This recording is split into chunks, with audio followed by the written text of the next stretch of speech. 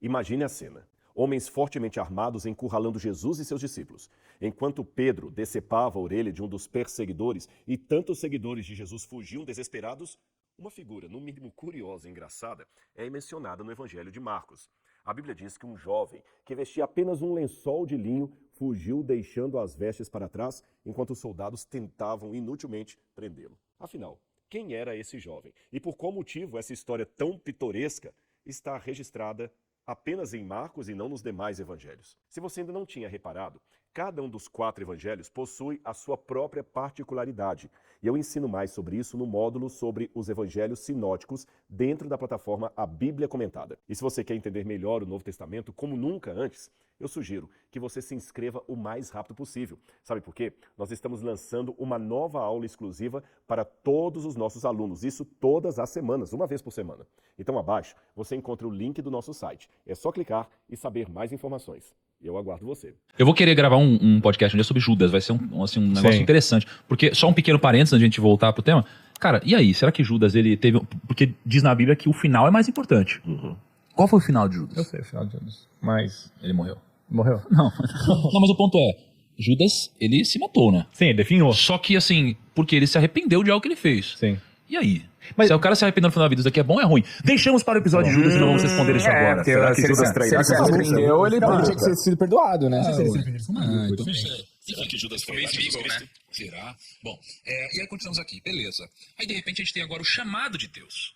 A sarça que ardia em chamas. Então eu vou... Mas ele tava de boa lá e... Tava de boa. De bom, sim. Assim, Trabalhando como trabalhando. pastor de ovelha, né? No deserto, pensa Comendo só. na mosca. Sem lá. ar-condicionado. Comendo na mosca. E aí a gente então vem para nossa terceira parte aqui bom. do podcast.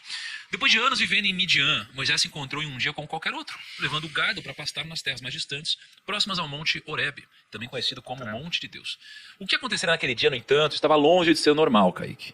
E mudaria não só a vida de Moisés, mas também o curso da história do povo de Israel. Bom. Ao se aproximar do monte, Moisés se deparou com uma visão extraordinária. Uma sarça que ardia em chamas. Mas de forma milagrosa, ela não se consumia. E nesse momento, o nosso amigo Moisés tem um grande encontro, extremamente poderoso. E eu gostaria, Rodrigo Silva, que você nos contasse um pouquinho mais sobre esse encontro. O que foi esse encontro, o que aconteceu e o que se passa a partir dali. O que é uma sarça? É um arbusto típico do deserto. Da Península do Sinai tem muito disso. Vamos seco, né? Isso É tem um no buceto. Príncipe do Egito. Não, tem, exatamente. Não sei se a pessoa conhece a arnica. Parece uma arnica gigante, porque ela fica grande. A arnica é pequenininha, rasteira, né? Mas parece uma seca assim. Ela é muito típica do deserto. E Moisés viu que a sarça estava pegando fogo. Mas ela não se queimava, só tinha um fogo.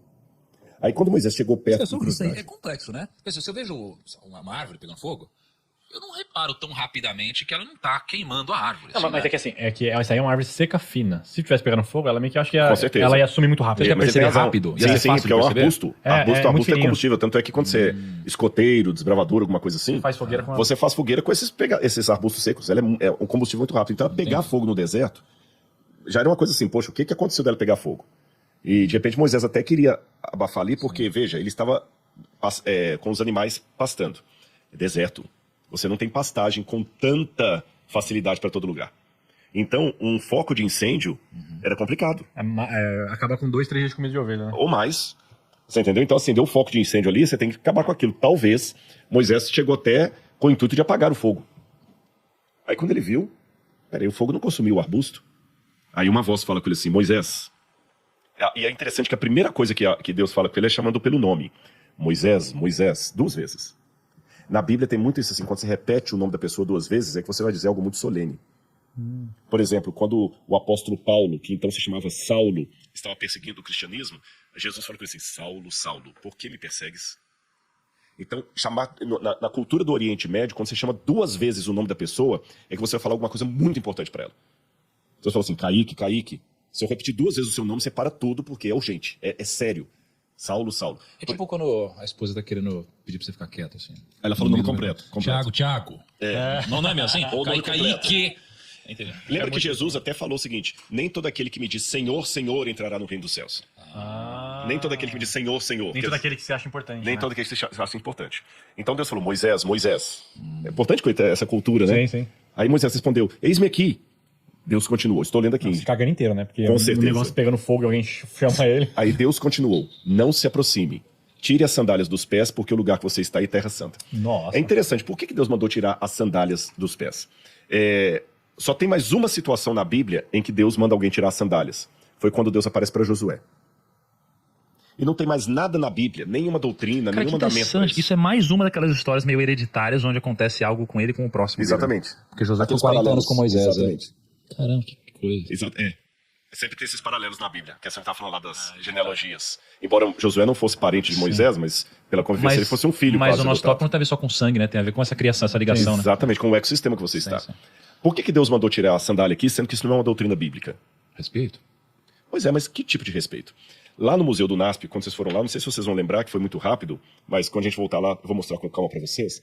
Eu tenho uma paleta egípcia lá, que a gente chama de paleta de Narmer, que mostra o faraó do Egito diante do deus Horus, descalço, e com o empregado dele atrás segurando as sandálias. E nós temos vários outros quadros, como esse no Egito, lá em tumbas, com o faraó ou o sacerdote diante da divindade descalço. O que a gente deduz pela cultura egípcia? Quando você está diante de um deus, você tem que tirar o sapato.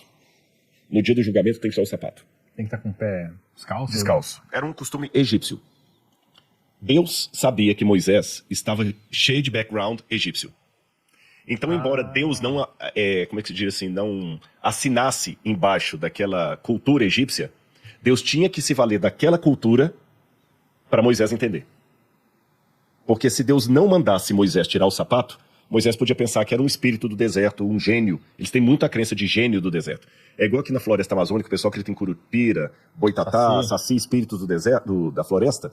Eles acreditavam até hoje em espíritos do deserto. Então, tipo assim, pro Moisés até então, os únicos deuses que existiam eram os deuses egípcios e geralmente ficavam descalços na frente deles. Exatamente. Provavelmente, eu não sei se ele estava com o deus hebreu tão claro na cabeça dele a essa altura, porque ele já tinha fugido pro deserto. Sim.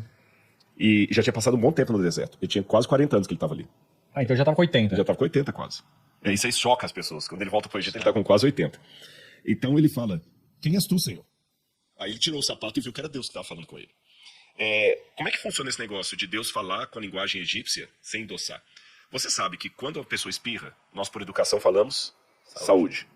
Mas não existe nada na medicina que diga que saúde vai curar a sua gripe. Não existe. Uhum. Mas mesmo o médico fala saúde. Mesmo o cientista vai falar saúde, porque é um costume.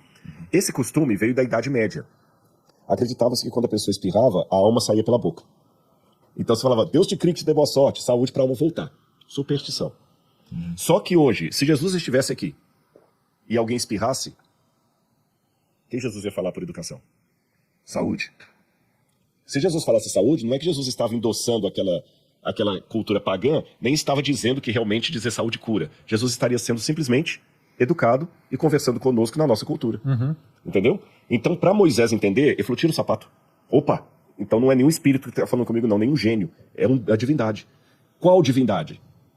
Aí ele perguntou, qual é o teu nome? Aí Moisés escondeu o rosto porque teve medo de olhar para Deus. E ele falou, eu sou Deus de seu pai, Deus de Abraão, Deus de Isaac, Deus de Jacó. Eu vi a aflição do Egito. Agora você vai lá e vai tirar o meu povo.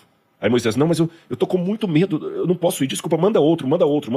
E é interessante que o capítulo 3 e o capítulo 4 mostram esse embate de Moisés com Deus, que é maior no texto do que o seu nascimento. O nascimento dele, todo aquele problema que ele passou, fica praticamente resumido ao capítulo 1. Uhum. Mas o embate com Deus gasta 2 capítulos. Olha como é que Moisés era teimoso. Sim. Não. Eu ouvi que ficou uma semana, assim, não foi uma passagem, foi uma semana discutindo. Ali, provavelmente. A Bíblia não fala quanto tempo, mas foi tempo. Sim. E Deus falou, Moisés, vai lá.